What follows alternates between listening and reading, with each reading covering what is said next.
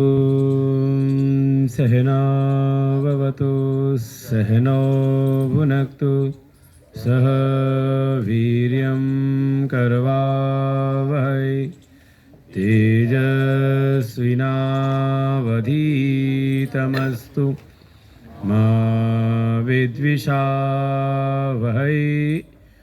ॐ शान्तिः शान्तिः शान्तिः।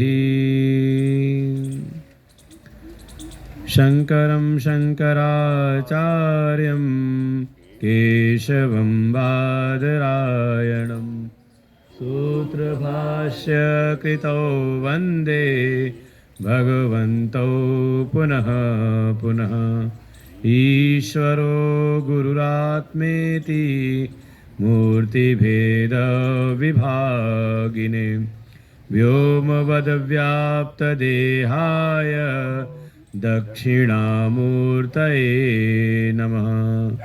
सदाशिवसमारम्भां शङ्कराचार्यमध्यमाम् अस्मदाचार्यपर्यन्तां वन्दे गुरुपरम्पराम्।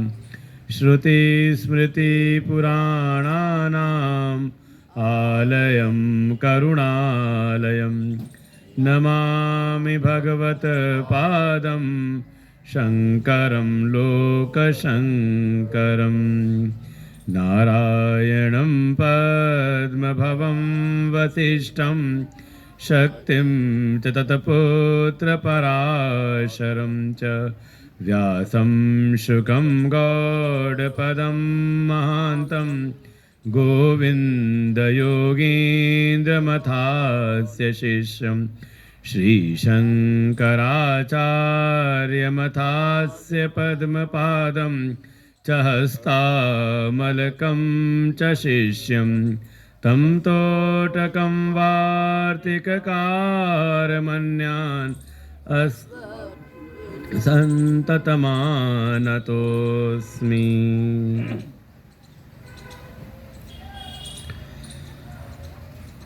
श्लोकों का पाठ करते हैं।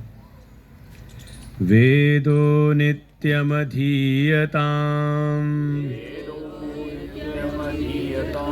तदुदितं कर्म सनुष्ठीयताम्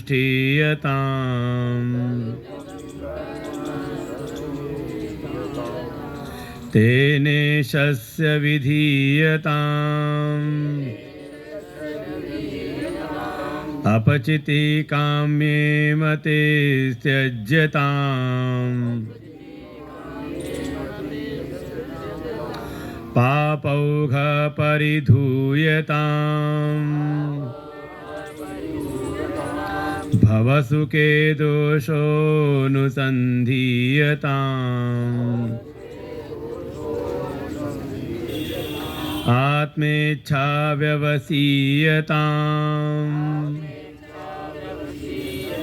निजगृहातूर्णं विनिर्गम्यताम्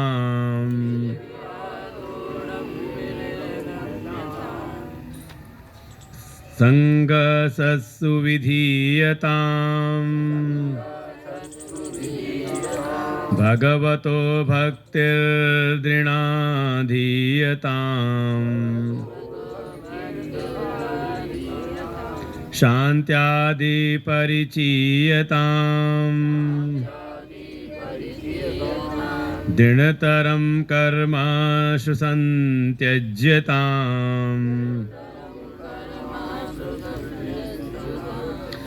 सद्वेद्वानुपसर्प्यताम् प्रतिदिनं तत्पादुका सेव्यताम् ब्रह्मैकाक्षरमर्थ्यताम् श्रुतिशिरो वाक्यं समाकर्ण्यताम्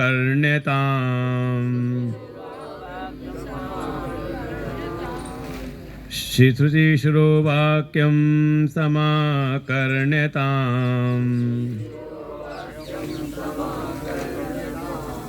वाक्यार्थश्च विचार्यताम् श्रुतिशिरपक्षसमाश्रीयताम्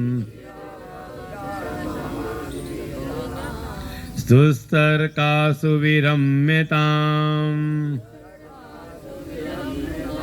श्रुतिमतस्तर्कोऽनुसन्धीयताम् ब्रह्मास्मीति विभाव्यताम् अहरः गर्वः परित्यज्यताम्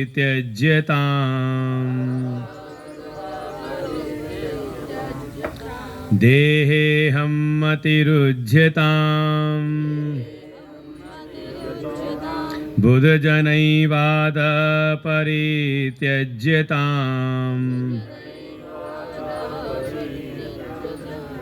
क्षुधव्याधिश्च चिकित्स्यताम् प्रतिदिनं भिक्षौषधं भुज्यताम् स्वाद्वन्नं न तु याच्यताम् विधिवशात् प्राप्तेन सन्तुष्यताम्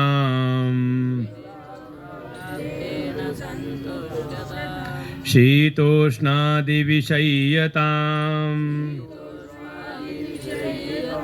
न तु वृथा वाक्यं समुच्चार्यताम्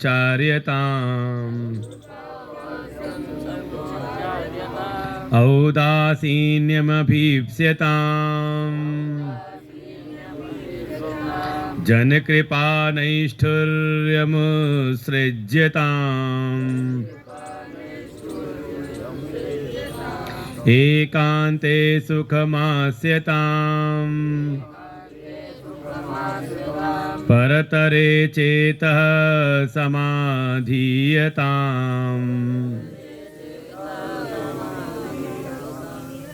पूर्णात्मा सुसमीक्ष्यताम् जगदिदं तद्बाधितं दृश्यताम् प्राकर्म प्रविलाप्यताम् चितिबलात्नाप्युत्तरैश्लिष्यताम् प्रारब्धं तु ह्य भुज्यताम् अथ परब्रह्मात्मना स्थीयताम् एकान्ते सुखमास्यताम् परतरे चेत समाधीयताम्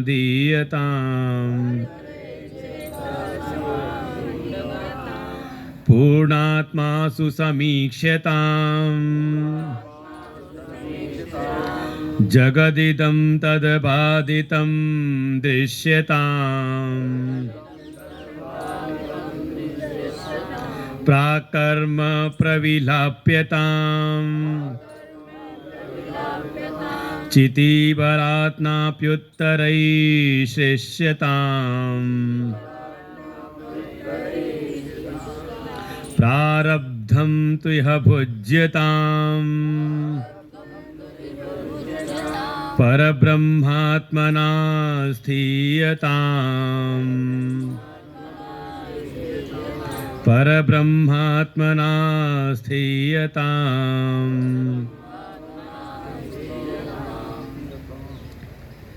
आद्य गुरु भगवान शंकराचार्य जी के द्वारा रचित यह लघु ग्रंथ जिसका नाम है साधना पंचकम, अर्थात साधना के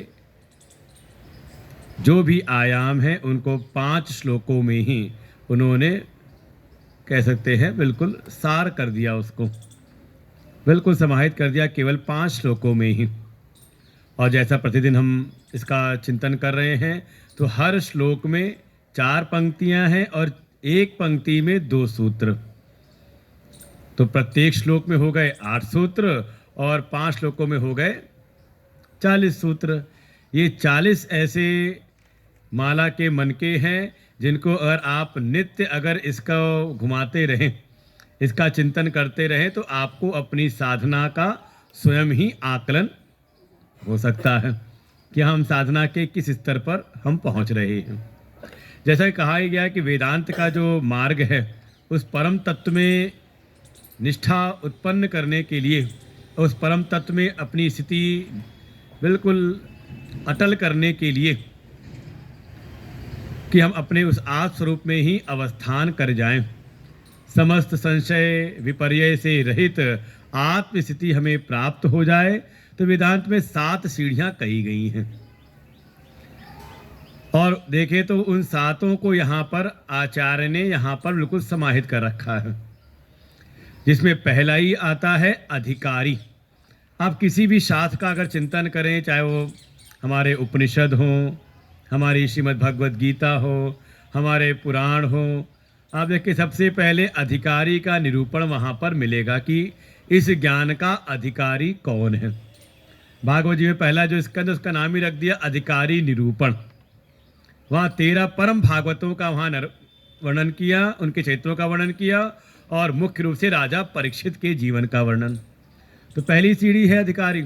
श्रीमद् भगवद गीता में पहला जो अध्याय है अर्जुन विषाद योग, तो वहाँ भी अधिकारी का ही वहाँ चित्रण है कि कैसा अधिकारी अगर होगा और विधि वशात अगर गुरु की शरण में जाएगा तो उसको ज्ञान की प्राप्ति होगी, और अधिकारी नहीं है विधि का लोप करके जाए तो का उसको कोई उपदेश प्राप्त नहीं होता। तो पहली सीढ़ी है अधिकारी की का निरूपण कि अधिकारी कैसा हो और अधिकारित्व का निर्माण कैसे हो। तो यहाँ पहले जो प्रारंभ किया पहला श्लोक, तो देखिए इसमें अधिक प्रारंभिक रूप से जो अधिकारी होना चाहिए, अधिकारी की प्रारंभिक साधना होनी चाहिए, उसका निरूपण कर दिया। वेदो नित्यम धीयताम तयुतम कर्म सनुष्ठीयताम तेरे शस विधीयताम अपतिति कामे मति त्यज्यताम पापौघा परिधूयताम भवसुखे दोषो अनुसंधीयताम। ये है अधिकारी। ऐसा अधिकारी होना चाहिए। अपनी प्रारंभिक साधनाओं के द्वारा थोड़ा अपने अंतःकरण को शुद्ध निर्मल करें, पाप वासनाओं से उसको मुक्त रखें और इस संसार में थोड़ा दुख दर्शन करें। दोष दृष्टिया मुहुर्मुहुः, इस संसार के विषयों में जो आकर्षण हो रहा है उसमें प्रतिपक्ष भावना करते हुए इसमें दोष दृष्टि करें। ऐसा करने के उपरांत जब उसके अंतःकरण की शुद्धि हो गई तब उस पर प्रकट होती है मुमुक्षा। आत्मेच्छा व्यवसीयताम निज गृहातूर्णम विनिर्गम्यताम। और जब ऐसी योग्यता आई तो कहा दूसरी सीढ़ी है गुरु उपसत्ति, गुरु की शरण में जाए। प्रारंभिक साधनाओं के द्वारा अंतःकरण में जो ये अधिकारी का भाव है, अधिकारित्व है, उनको उत्पन्न करके उस आत्मज्ञान की जिज्ञासा से युक्त होकर के गुरु की शरण में जाए। और देखिए तुरंत दूसरे श्लोक में ही आ गया संगा सत्सु, जब घर का त्याग करे तो जंगल में ना भटकता रहे।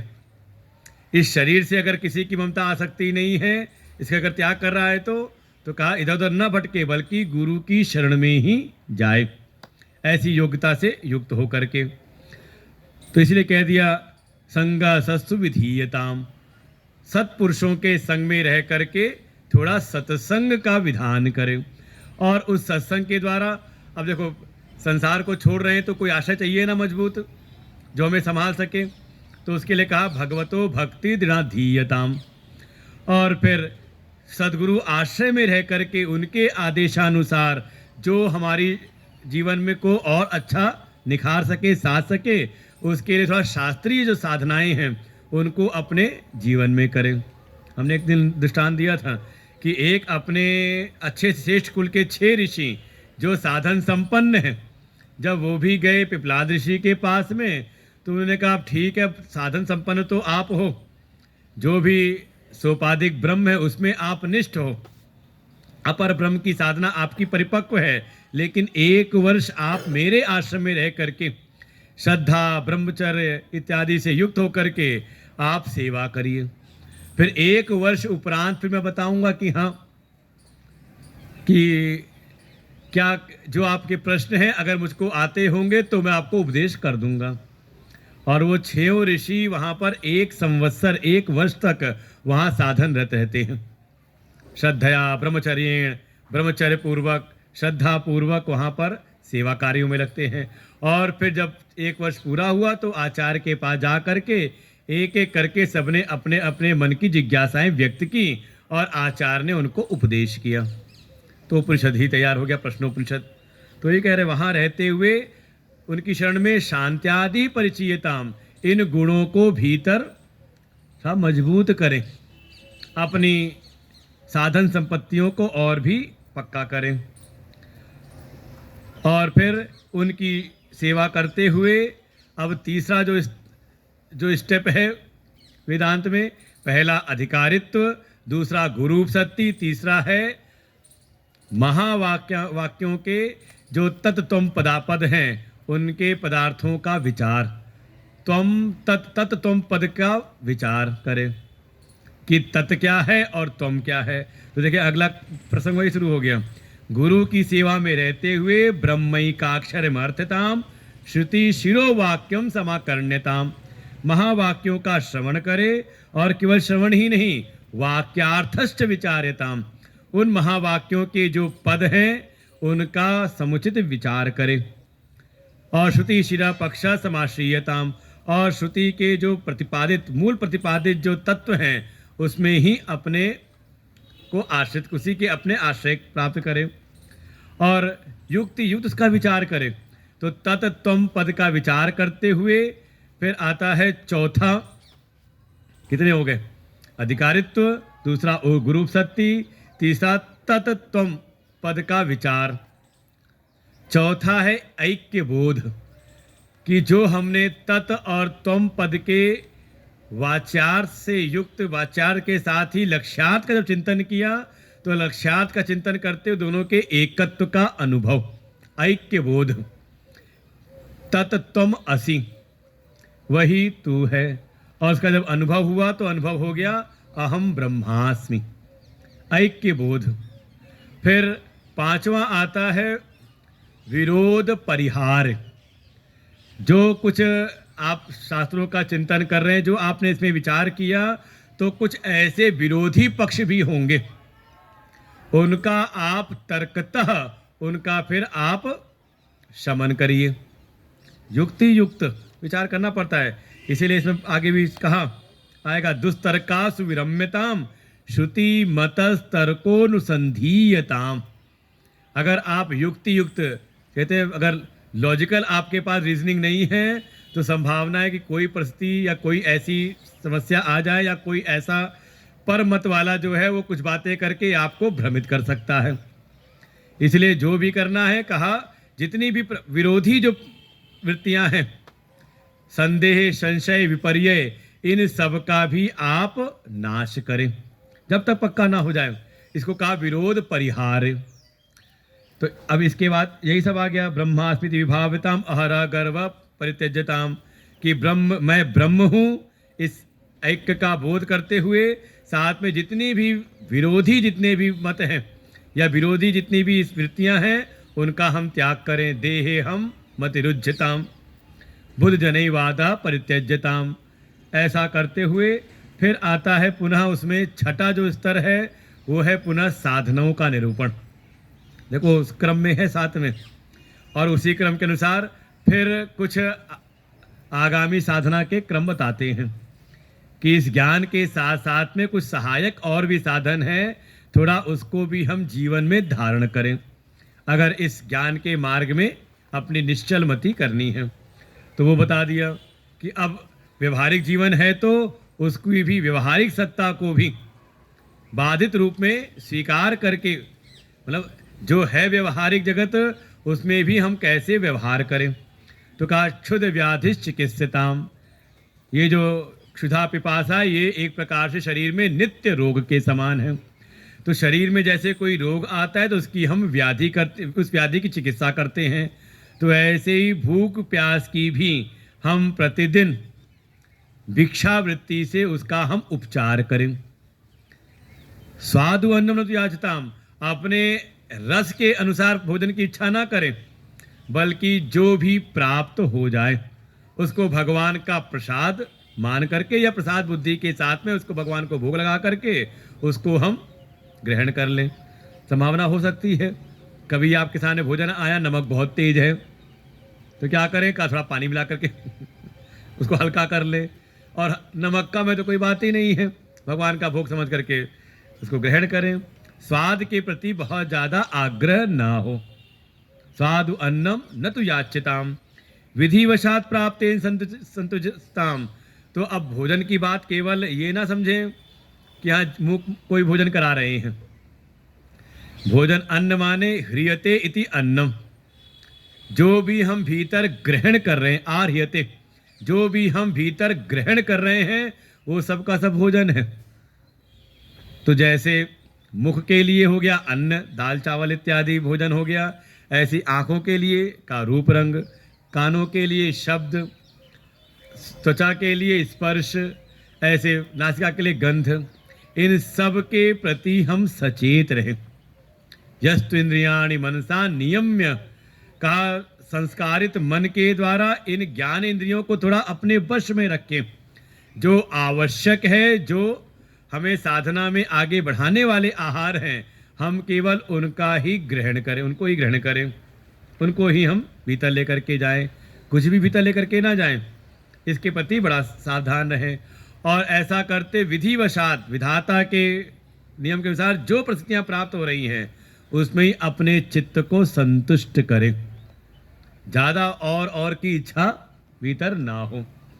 हाँ, अगर लोभ भी हो तो साधना का लोभ हो। सांसारिक विषयों के प्रति बहुत ज़्यादा आकर्षण, लोभ ना रहे। विधिवशात उसमें अपने को जो मिल जाए भगवत कृपा से, जाई विधि राखे राम ताही विधि रहिए। और ऐसा करते हुए थोड़ा अपनी तितिक्षा को भी हम बढ़ाएं। शीतोष्ण आदि विषयताम, सर्दी गर्मी को हम सहन कर लें। अनावश्यक जो हमारे जो वाक्य हैं, थोड़ा बुद्धि को जगा करके, कि हम अगर कहीं चर्चा भी कर रहे हैं तो थोड़ा सोच समझ करके हम अपनी वाणी का हम प्रयोग करें। हमारे गुरुदेव की यही स्थिति है। एक महापुरुष इस समय जो विश्व हिंदू परिषद के जो सर्वे सर्वा हैं, दिनेश जी, उन्होंने गुरुदेव के बारे में यही कहा, एक तो स्वामी जी जो बोलते हैं कम से कम बोलते हैं, हमारे गुरुदेव के लिए ही कम से कम बोलते हैं, और जो भी बोलते हैं वो शास्त्र सम्मत बोलते हैं। कम से कम ये देखें कि हमारी जो भी हमारी वाणी है वो शास्त्र के द्वारा सुसंस्कृत है कि नहीं है, संस्कारों से, हमारी साधना से वो परिष्कृत है कि नहीं है। ऐसी वाणी का, अनावश्यक हम वाक्यों का को व्यर्थ ना करें। ये वाणी भी कह देते हैं माँ भगवती की कृपा है, शरीर के भीतर भगवान का वरदान है, तो इसको बिल्कुल समुचित प्रकार से अनावश्यक ना बोलें। कहते हैं अति का बोलना भी और अति की चुप भी ठीक नहीं। कितना कि कहाँ जहाँ जैसी आवश्यकता है वैसा उतना ही हम वाणी का प्रयोग करें। औदासीन्यम अभीप्स्यताम, और ऐसा करते हुए थोड़ा उदासीन वृत्ति में रहें। सब कुछ जानते हुए भी बहुत ज़्यादा प्रतिक्रियावादी ना बने। ठीक है, जब कोई पूछे, जब कोई क्या कहते हैं कहे, तब हम अपनी बात को सामने रखें। उदासीन, कल भी कहा था, उत आसीन, जैसा सामान्य मनुष्य की जो एक मानसिक स्थिति है, बौद्धिक स्तर है या व्यवहारिक स्तर है, उससे थोड़ा हम ऊपर उठ जाएं, ऊपर बैठे, थोड़ा भीतर गंभीरता भी हो। और अनावश्यक जन कृपा, दूसरों से आशा अपेक्षा न बना के रखें कि हाँ ये हमारे काम कर दे, ये हमें सुख दे दे। अनावश्यक दूसरों की कृपा के आदि ना बने, इसको निष्ठुरता पूर्वक त्याग दें। जैसे हनुमान जी जब चले तो सबसे पहले मैनाक पर्वत आया, आइए यहाँ पर विश्राम कर लीजिए। हनुमान जी रुके नहीं, बस उसको स्पर्श कर लिया और फिर आगे निकल गए। तो जन कृपा नैष्ठुर्य मुसृज्यताम, ऐसे साधनों का फिर निरूपण किया। और फिर सातवां आता है फल। तो वेदांत के शास्त्रों में 7 चीज़ें दिखाई देंगी आपको। अधिकारित्व, दूसरा गुरु उपसत्ति, गुरु शरणागति, तीसरा महावाक्य का विचार, तत्त्वम पद का विचार, फिर दोनों में एकत्व का विचार, ऐक्य बोध, फिर आता है विरोध परिहार, जो भी विरोधी मत हैं, विरोधी तर्क हैं, उनका हम परिहार, उनको हम काटें, किनारे करें।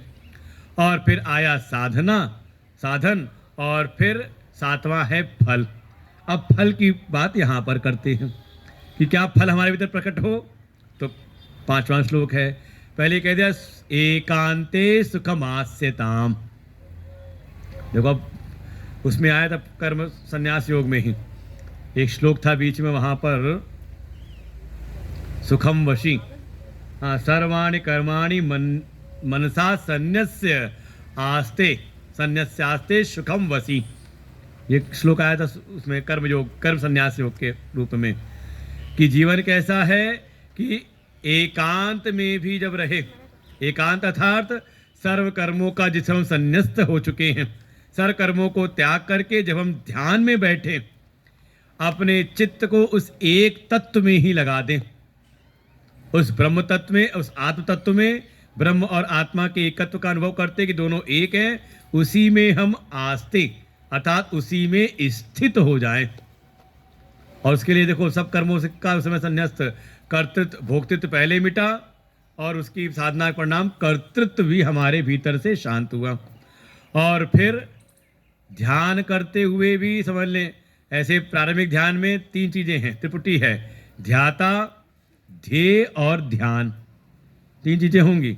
एक जिसका हम ध्यान करना है वो ध्येय हो गया, और जो करने वाला है वो ध्याता हो गया, और तीसरा है बीच का संबंध ध्यान, कि ध्यान की प्रक्रिया हो रही है। लेकिन जैसे ही भोक्तृत्व कर्तृत्व सब समाप्त हुआ तो ध्येय, ध्याता और ध्यान में एकत्व हो गया। भाई जो ध्येय था उसमें इतनी तारतम्यता हो गई कि ध्याता भी वही हो गया। भाई ध्येय कौन था हमारा, कहा आत्मा ब्रह्म, और उसका उसमें ही अपने मन को जब हमने स्थित कर दिया, तो कल भी आया था, ते जो ब्रह्म में स्थित हुए तो ब्रह्म स्वरूप ही हो गए, जानत तुम्ही हो ही जाए, उसी में उनकी स्थिति ब्रह्मैव ब्रह्मविद ब्रह्मैव भवति। तो क्या हुआ, ध्येय और ध्याता एक हुए और ध्यान की प्रक्रिया वहीं पर गिर गई। कहते ना सविकल्प समाधि लेकर के चले, एक विकल्प लेकर के, और करते करते निर्विकल्प स्वरूप में स्थिति हो गई।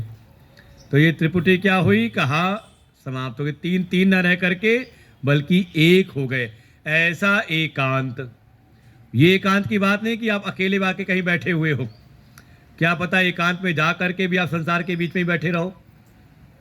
कर्मेन्द्रियाणि संयम या आस्ते मनसा स्मरण इंद्रियार्थान विमूढ़ात्मा, उसको तो कह दिया कौन है, विमूढ़ है, मिथ्याचारी कौन, का ऐसे तो एकांत में बैठे हैं, अपनी सारी कर्मेंद्रियों इत्यादि को रोक दिया, कोई कर्म नहीं करेंगे, किनारे पे बैठ के। कई बार होता होगा घर परिवार में अनबंसी हो जाए, तो किसी आयोजन में किसी ऐसा कोई उत्सव चल रहा हो, उसमें कुछ लोगों से खटपट हो जाए, कोई आपकी बात ना सुने तो छिड़ के कहते जाओ हम कुछ नहीं करेंगे, और क्या हुआ, कुछ ना करके किनारे बैठ गए। अच्छा किनारे बैठ के तो कुछ कर नहीं रहे, का शरीर को तो शांत बैठा दिया, लेकिन भीतर का जो मन है वो दुगने वेग से क्रिया करने लगता है है कि नहीं स्थिति ऐसी। तो क्या कर रहे हैं, शरीर को तो बैठा लिया हमने एकांत में, लेकिन मन के द्वारा मनसा इंद्रियार्थान स्मरण, मन के द्वारा इंद्रियों के विषयों का ही स्मरण करता रहता है। तो कह सकते हैं भले वो एकांत में है, लेकिन उसका ये बाहरी एकांत एकांत नहीं बल्कि वो विषयों से ही घिरा हुआ है।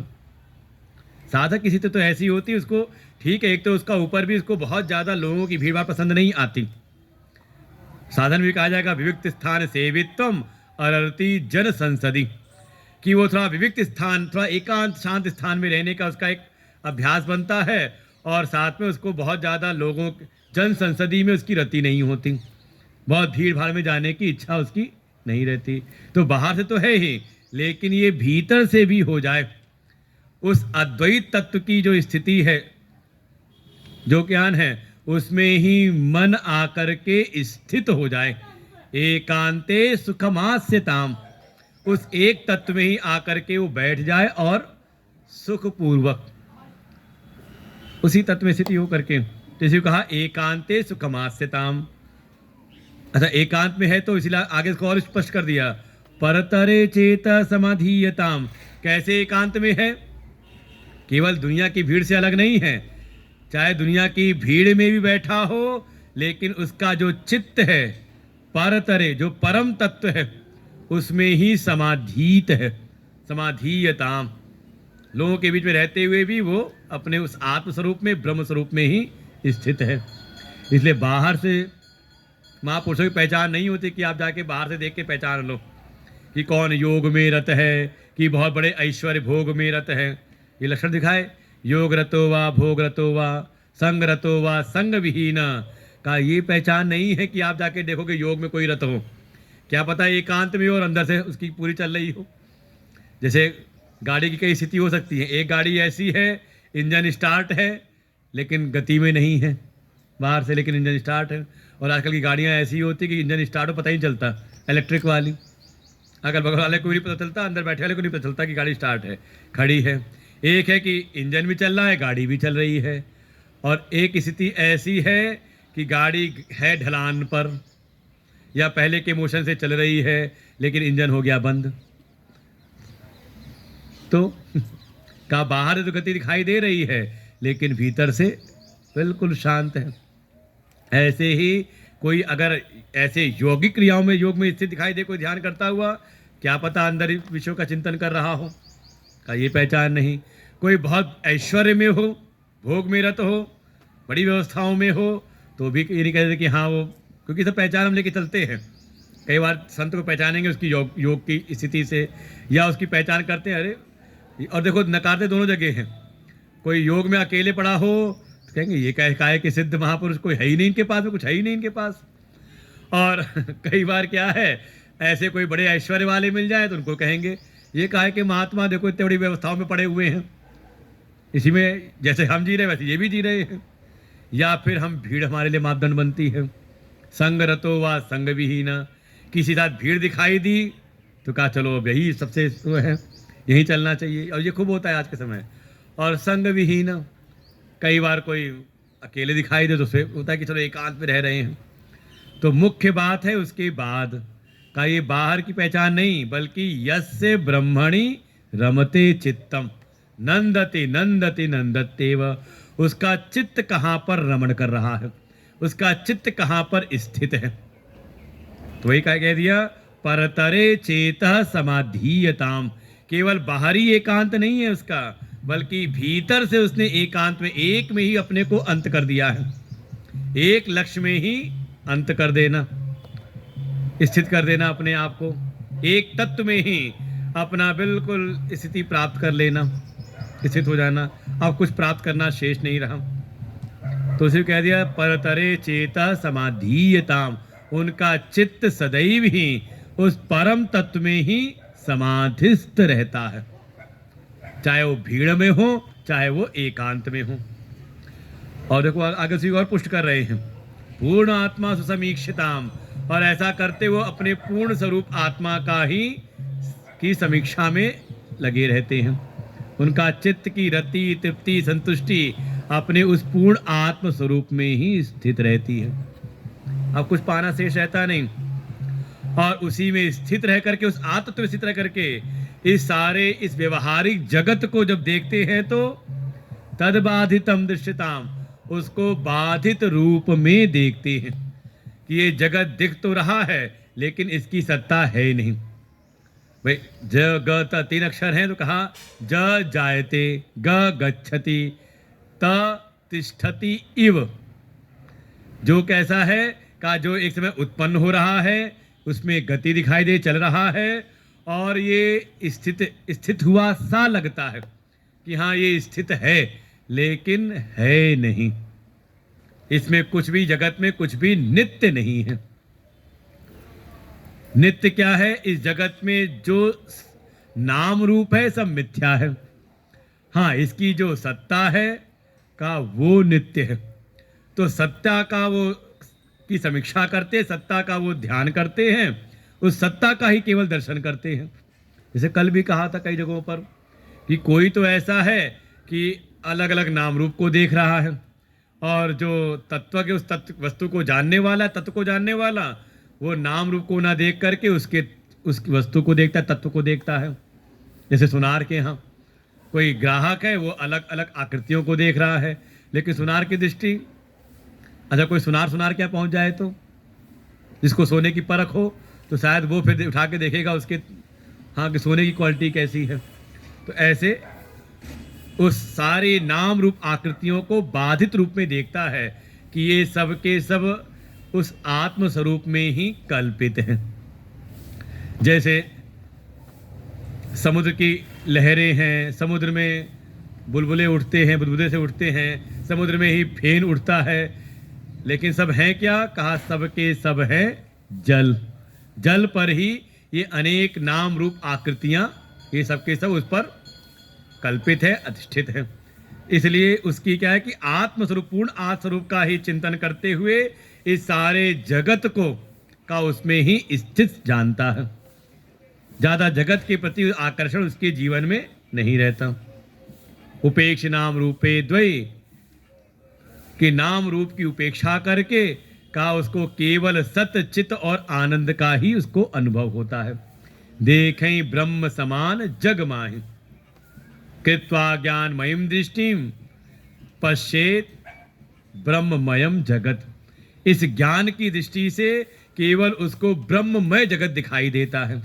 सिया राम में सब जग जान, उस अपने आत्मस्वरूप परमात्मा का अनुभव करके सबको परमात्मा मय ही देखता है कि परमात्मा पर ही ये सारा जगत अध्यस्त है। जैसे हमारा एक ही मन जब सपने में गया तो का सपने के अनेक नाम रूप भाव विचार सब बन गए, और जग गए तो जग गए तो सब यही आता कि मेरा ही मन सब बना था, सब मन में ही आकर के लीन हो गए। एक मन ही अनेक रूप हो जाता है, और फिर वो अनेक रूप एक ही मन में आकर के स्थित हो जाता है सपना वो खुलते ही। ऐसे ही उस आत्म तत्व से ही ये सारा जगत उत्पन्न हुआ है, उसमें स्थित है, और ज्ञान होते ही सब उसी में आकर के विलीन हो जाता है। इस प्रकार से जगत के प्रति उसकी दृष्टि रहती है। उसके सत्ता पर उसका नहीं, बल्कि उसके मिथ्यात्व का बोध उसको सदैव बना रहता है। इस कारण उसको जगत की किसी वस्तु में किसी प्रकार का कोई आकर्षण नहीं। और तो और इस ज्ञान के द्वारा, इस ज्ञान की दृष्टि के द्वारा जो उसके पूर्व के कर्म हैं, देखो इस ज्ञान की स्थिति में आया तो उसके पहले कर्म तो किए थे ना उसने, तो कुछ पाप भी हुए होंगे, पुण्य भी हुए होंगे, और कोई इस जन्म के ही नहीं, जन्म जन्मांतर के जो संचित कर्म हैं। तो एक प्राक कर्म प्रविलाप, प्राक कर्म मतलब इस ज्ञान की स्थिति होने के पूर्व जो पहले के, जो पूर्व के जो जितने भी संचित कर्म हैं, प्रविलाप्यताम, उन सबका वो क्षय कर देता है, क्षय करे। और चिति बलात् न अपि उत्तरई श्लिष्यताम, और इस चेतना के, इस चेतन में ही स्थित होकर के कि अपना आत्मस्वरूप शुद्ध चैतन्य आत्मस्वरूप में ही स्थित होकर इसके बल से ही, इस ज्ञान के बल से कहा जो उत्तर कर्म है, उत्तरी मतलब आगामी जो होने वाले कर्म हैं, उनको भी वो नष्ट कर दे। तो देखो ज्ञान के द्वारा, ज्ञान जो आया सूत्र ज्ञानाग्नि दग्ध कर्माणम, इस ज्ञान के द्वारा इस आत्म स्वरूप में स्थिति प्राप्त करके इस ज्ञान के बल से अपने संचित और जो आगामी हैं दोनों कर्मों को ही वो नष्ट कर ले। और कोई उपाय है नहीं, इस ज्ञान के द्वारा ही। और ज्ञान भी किसका? आत्मा का ज्ञान। जैसी उसको उस आत्मस्थिति हुई तो आत्मज्ञान होते ही, आत्मस्थिति होते ही उसकी अपने देही अर्थात जीव और अपने देह और देही दोनों से ही उसका संबंध का कट जाता है। और जब संबंध इसे कटा तो सारा जो कर्तृत्व है, कर्तापन और भोक्तापन किसमें है? कहा जीव में। तो जीव के जितने भी पूर्व के कर्म थे उससे उसका संबंध का हो गया विच्छेद। और फिर इसी आधार पर जब वर्तमान में उसका देह और जीव दोनों से उसका कोई संबंध रहा नहीं, तो उसके जो आगामी भी कर्म हो रहे हैं उससे उसका कोई भी संजोग नहीं होता।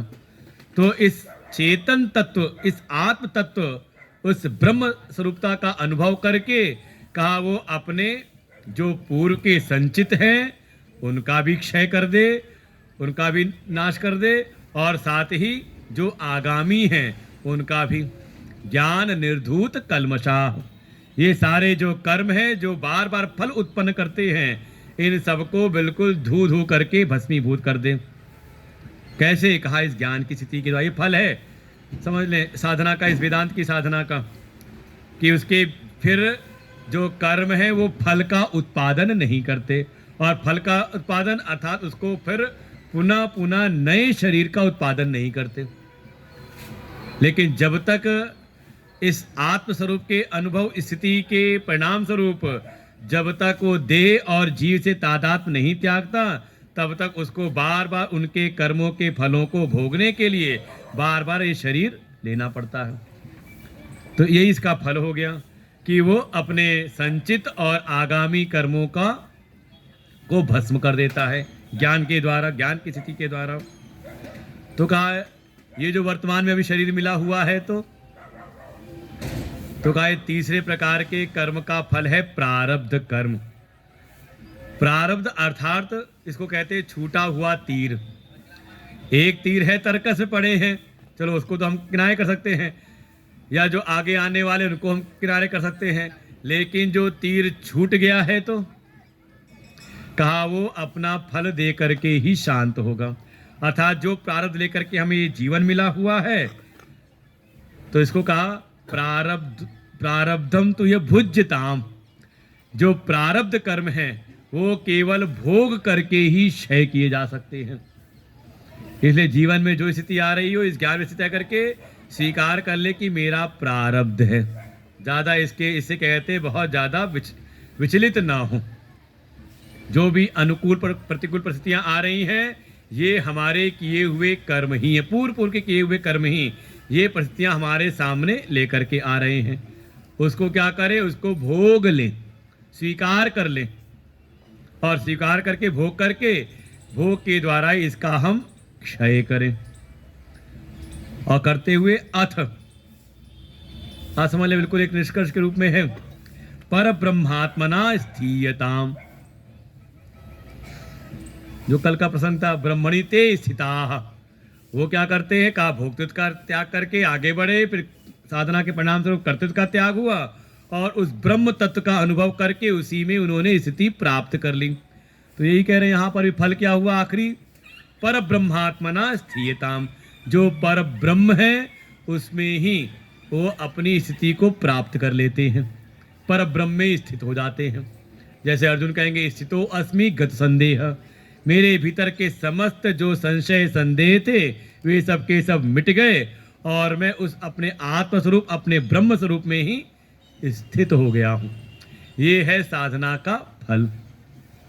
तो 7 सीढ़ियाँ पूरी हो गई। अधिकारित्व, उसके लिए भी बता दिया कि कैसे अधिकारी, जो प्रारंभिक साधनाओं के द्वारा अपने को हम योग्य बनाएं। देखो कहीं अगर बात होती है, अगर हम दूसरी सीढ़ी पे नहीं पहुंच रहे तो तुरंत विचार करें शायद हमने अभी पहली सीढ़ी पर पैर नहीं रखा। तो दूसरी सीढ़ी कौन सी है? गुरु उपसत्ति, गुरु शरणागति। अगर किसी को लगे कि हमें अभी कोई गुरु नहीं मिला तो फिर कारण ये भी हो सकता है कि अभी आपके भीतर शिष्यता का भाव उदय नहीं हुआ है। लेकिन ज़्यादातर लोग यही करते हैं, चर्चा एक विषय यही होता है, अभी हमें कोई आज के कोई ऐसे कोई संत महात्मा है ही नहीं जैसे पहले होते थे। अभी किसी ने हमसे कहा तो हमने भी उत्तर में यही कहा, हम समझ गए कि शायद इनका आक्षेप हमारे ऊपर भी हो। तो हमने कहा जैसे पहले गुरु होते थे अब नहीं होते, वैसे ही आप देखें पहले जैसे शिष्य होते थे वैसे शिष्य भी तो नहीं रहे। उनको हमने फिर एक कहानी सुनाई। तो देखिए विचार करना पड़ेगा, कहानी थोड़ी कहानी ऐसी है कि एक समय कोई एक फक्कड़ महात्मा भिक्षा के लिए जब समाज में गए, गांव में नगर में जब जाएं तो एक ही आवाज़ लगाएं, अरे कहीं कोई कब्र है, मतलब मैं कब्र का इच्छुक हूँ, मुझे कब्र चाहिए। अरे कहीं कोई कब्र है। जब आवाज़ ऐसे होता है भिक्षाम दे ही, तो भिक्षाम दे ही ना कह के आवाज़ लगाता, अरे कहीं कोई कब्र है। लोग समझ ना पाए, लोगों को लगे कोई फक्कड़ संत है, पता नहीं क्या, कोई पागल वगल से हैं। उन्मत्त बाल उन्मत्त वदेव, कहते हैं कि जो कोई ज्ञानी हो जाते हैं या तो उन्मत्त हो जाते हैं या बालवत उनका स्वभाव हो जाता है। लोग कोई पागल से कोई होंगे, कोई ध्यान देता नहीं, और वो अपनी मस्ती में अरे कहीं कोई कब्र है, कहीं कोई कब्र है, ऐसी आवाज़ लगाए। संजोग ऐसा एक नगर में एक परिवार, साधन संपन्न, थोड़ा अध्यात्म का साधना के में लगे हुए। उन्होंने जब वो उनके कानों में आवाज़ पड़ी कोई पूछ रहा है कहीं कोई कब्र है, तो वो अपनी खिड़की से निकल करके बाहर झांके बालकनी में और उन्होंने कहा अरे कहीं कोई मुर्दा है। वो समझ गए सामने कि सही जगह भिक्षा मिल जाएगी, अब कोई देने वाला मिल गया। भाई कब्र की आवश्यकता किसको होती है? जिंदा आदमी को। डाल मत देना, पुलिस पकड़ लेगी फिर। अटेम्प्ट टू मर्डर में जाओगे, किसको कब्र किसको चाहिए, कब्र में किसको डालोगे, कहाँ कोई मुर्दा तो हो। तो जैसे पूछे थे कहीं कोई कब्र है, तो उन्होंने भी कहा, कहने का तात्पर्य कि कब्र तो है, लेकिन कहा कहीं मुर्दा है कोई। इतनी बात हुई, भाव भाव में बात समझ में आ गई। वो जो फक्कड़ महात्मा थे उस घर में जाकर के आश्रय लेते हैं और बढ़िया उनकी सेवा हो। साधक परिवार था, बढ़िया उनकी खाने पीने की रहने की बढ़िया उत्तम व्यवस्था। रहते रहते 15 दिन 1 महीना बीता। अब कहीं रहो तो रहते रहते कुछ आत्मभाव तो आत्मी भाव तो हो ही जाता है। संजोग ऐसा कि एक दिन रात में आ गए चोर। चोरों ने सेंध मारी। घर के जो लोग थे वो तो सो रहे थे, लेकिन ये महात्मा जी जग गए। आहट सुन के, अरे चोर आ गए, सबके सब सो रहे हैं, कोई किसी का ध्यान नहीं, लेकिन मैं अकेले क्या करूँगा, कहीं ऐसा ना मुझको पकड़ के कुछ पीट पाट दे। ऐसा कुछ मन में भय रहा होगा। तो चुपचाप वो धैर्य पूर्वक देखते रहे कैसे चोरों ने सामान समेटा जो उनको मिला और लेके गठरी बना के जब जाने लगे, तो इनके मन का भाव में चल करके देख आता हूँ ये चोर कहाँ से आए हैं, चोर कहाँ रहते हैं, कहाँ सामान छुपा रहे हैं। और चुपचाप पीछे पीछे उनके चल पड़े। चल करके जगह ठिकाना देख लिया और फिर कुछ निशानियां बनाते हुए वापस आए। वापस आते आते हो गया सवेरा, सुबह हो गई। और देखा क्या, जो घर के जो मुखिया मालिक लोग थे वो बाहर ही बैठे थे, दरवाजे पर द्वार पर ही बैठे थे कि महात्मा जी सुबह सुबह कहाँ चले गए। जैसे ही आए ये महात्मा जी तो सबने पूछा घर वालों ने, हर जी आप सुबह सुबह कहाँ चले गए थे? तो उन्होंने कहा अरे आपको कुछ पता नहीं, आप लोग कुछ होश नहीं, घर में रात चोर आए थे और आप लोग जगे नहीं, मेरी आंख खुल गई थी और मैंने चोरों का ठिकाना भी देख लिया है। चलिए मैं आपको बताता हूँ, चोर आपका सामान सब चुरा के जो ले गए कहाँ रखे हैं, कहाँ वो चोर हैं, चलिए मैं आपको ले चलता हूँ। तो जो घर वाले थे ना, उन्होंने बस एक बात कही, कहा महात्मा जी ये बताओ कब्र सच्ची या मुर्दा? कौन सी सच्ची? कब्र अच्छी सच्ची थी या मुर्दा सच्चा था? कौन सच्चा था? बस ये बात समझ में आ जाए तो कब्र तो निकली सच्ची। वो कब्र मतलब अब कर्म बिल्कुल उदासीन रूप से सब रह रहे थे, उनकी संसार के विषयों में कोई आसक्ति, कोई कुछ अटैचमेंट नहीं था। जो विधिवशात उनको प्राप्त हो रहा था, देखो ये साधन उन उस परिवार में तो थे, लेकिन जो जताने की कोशिश कर रहा था कि नहीं मैं बिल्कुल उदासीन हूँ। मुर्दा मतलब हाँ, मुर्दा मतलब बिल्कुल, मुर्दा में भी कोई क्रिया चेष्टाएं नहीं होती, और हो जाए दिख जाए तो फिर भाग खड़े होते हैं लोग, अरे भूत आ गया। तो उन्होंने केवल ये पूछा अच्छा बताओ कब्र सच्ची या मुर्दा सच्चा? और वो महात्मा जी लज्जित होकर के वहां से चले जाते हैं कि सच्ची तो कब्र ही है, ये जो है इन्होंने वास्तव में साधना करके साधना के फल को प्राप्त कर लिया है, इसलिए ऐसी स्थिति में भी बड़े उदासीन, और मैं कहीं ना कहीं हो गया आसक्त। मुझे तो ऐसा जीवन जी रहा था, लेकिन जीते हुए शायद वो ऊपर ऊपर की अवस्था थी, अभी भीतर उतनी उदासीनता नहीं आई थी, अभी मैं मुर्दे जैसा हुआ नहीं था। बिल्कुल साधक मुर्दे जैसा ही हो जाता है, कोई ज़्यादा प्रतिक्रिया, जहाँ जो कार्य है अपना कर्तव्य को निर्वहन करते हुए, कि भाई मुर्दा मतलब मुर्दे की किसी से अपेक्षा नहीं रहती और मुर्दे से भी किसी की अपेक्षा नहीं रहती है कि नहीं। तो आशा अपेक्षा को बिल्कुल त्याग करके बिल्कुल निष्ठा से युक्त, निष्ठापूर्वक अपनी उस स्थिति में रहता है। तो एक पर ब्रह्मात्मना स्थीयताम, उस पर ब्रह्म जो निष्क्रिय स्वरूप है, जो अक्रिय स्वरूप है, निष्क्रियम निष्कलम शांतम निर्बद्धम निरंजनम, ये लक्षण बताए गए उस ब्रह्म तत्व के जो निष्क्रिय है, निरंधनम। जैसे अग्नि में ईंधन डालो तो अग्नि धधकती है, लेकिन जब अग्नि पक जाती है तो सिद्ध हो जाती है तो उसमें ना तो धुआं है और ना कोई लपट है। ये कहते हैं अभी अग्नि सिद्ध हो चुकी है। कई बाटी वाटी बनाई हो तो ऐसी अग्नि चाहिए होती है उसमें, है कि नहीं? धुआं निकल रहा हो तो कहा नहीं बाटी अभी इसमें नहीं डालनी है, है कि? लपट हो तो कहा भी नहीं डालनी है, पहले अग्नि को सिद्ध करना है। माता जी बैठी ना बाटी चोखा चूरमा वाली दाल बाटी चूरमा, तो मैं ध्यान आया तो उसके लिए कहते अग्नि को पहले सिद्ध करते, पका, कहते अब अग्नि पक गई है, केवल उसमें आंच है, लपट नहीं है, धुआं नहीं है, ऐसी सिद्ध अग्नि में डाल के पकाते हैं। तो ऐसे ही ये ज्ञान भी भीतर पक जाए, सिद्ध हो जाए, उस पर ब्रह्म में ही, उस निष्क्रिय आत्म स्वरूप में ही जैसे ईंधन से रहित अग्नि होती है, ऐसे उसमें तेज है, शक्ति है, लेकिन कोई क्रिया विक्रिया नहीं है।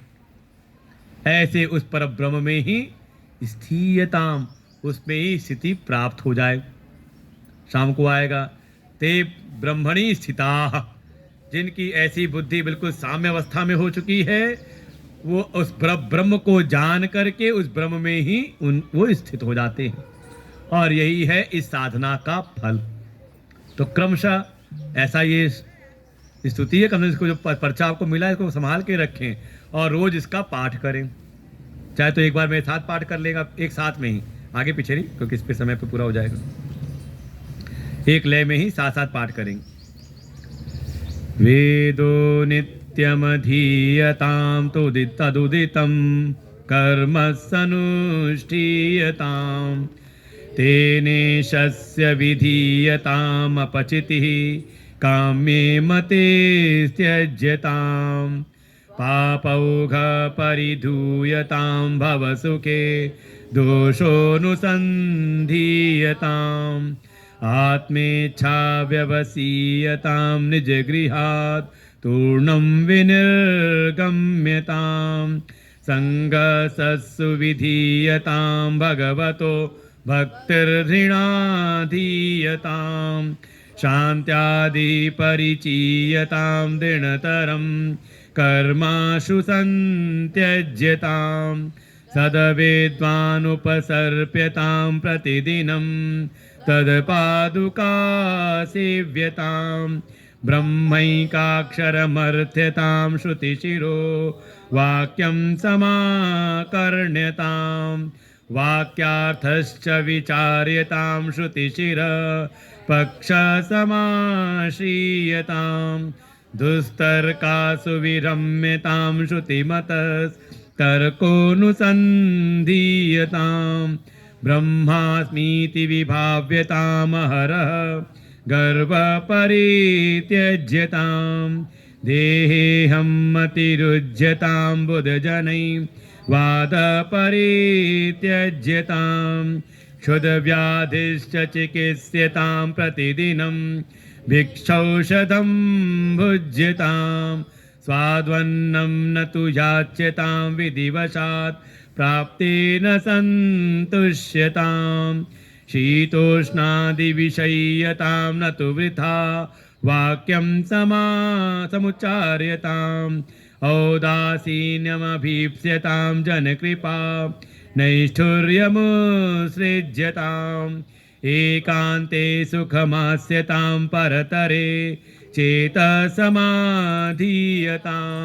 पूर्णात्मा सुसमीक्ष्यतां जगदिदं तद्बाधितं दृश्यतां प्राकर्म प्रविलाप्यतां चितिबलात् नाप्युत्तरैश्लिष्यतां प्रारब्धं तु इह भुज्यताम् अथ पर ब्रह्मात्मना स्थीयतां परब्रह्मात्मना स्थीयतां। बाबा मनोहर नाथ जी की कृपा से हमारा ये प्रातःकालीन जो स्वाध्याय है यहाँ पर पूर्ण होता है, विश्राम को लेता है। बाबा की कृपा से हम सब ने जो इसका श्रवण किया, स्वाध्याय चिंतन किया, बाबा की ऐसी कृपा हो कि ये ज्ञान हमारे भीतर प्रतिष्ठित हो जाए। पर ब्रह्मात्मना स्थीयताम, हम भी अपने उस पर ब्रह्म स्वरूप में ही स्थित हो जाएं। ऐसी बाबा से प्रार्थना है और इस व्यासपीठ से आप सबको शुभकामनाएं हैं। बहुत बहुत आभार माता जी का, जो बैठ करके कहीं ना कहीं उनके समझ लीजिए उनकी दृष्टि हमारे लिए आशीर्वाद स्वरूप है कि अपना बैठ के भाव से माता जी सुनते रहे। हमारे राजेशानंद जी और आप सभी जो यहाँ पर सुधी श्रोता भक्त मातृशक्ति जो यहाँ उपस्थित रहे, सब पर ही भगवान की कृपा निरंतर होती रहे और इस मार्ग में हम सब निरंतर लगे रहें। तो अब आगे हम लोग का जो क्रम है, तो ये तो यहाँ पर विश्राम होता है, बाकी कुछ हम ध्यान का अभ्यास करते हैं। ओम पूर्णमदः पूर्णमिदं पूर्णात् पूर्णमुदच्यते पूर्णस्य पूर्णमादाय पूर्णमेवावशिष्यते। ओम शांति शांति शांति।